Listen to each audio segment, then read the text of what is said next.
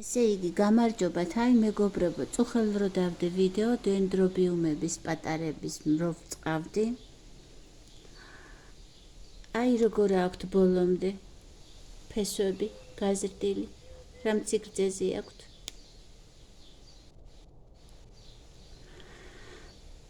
ისე მიხარია, ისეთ სიამოვნებას განვიცდი ფესვების ყურებაში ხოლმე, ვიდრე გაყვოვებისა.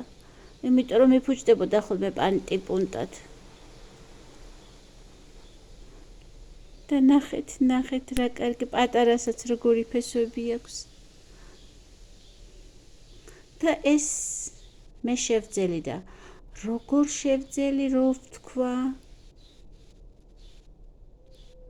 რაღაც შეგრძნებებით ეჩვევი დიდხანს რო გაქვს ორქიდეები ყველა ადამიანი.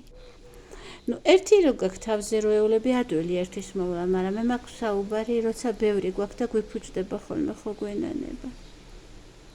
აი წუხელ მოვრწყე, ესენი წვიმაშიც დავტო, ვეღამი არაფერი არ ვიჭირდი, ეხლა შემომაქრო სიცხე შევამჩნიე, რო არ უყვართ ამას. სხვა ქვეყნებში კი აქვთ ხოლმე გარეთ, მაგრამ აქ ალბათ არ არის ისეთი ხავა, იქ ალბათ მეტი სინესტე იქნება. ესეც ჩემი ორქიდეა ყოჩაღი და აი ესია ყველა. ესეც წავიდა ის ფესვი. აი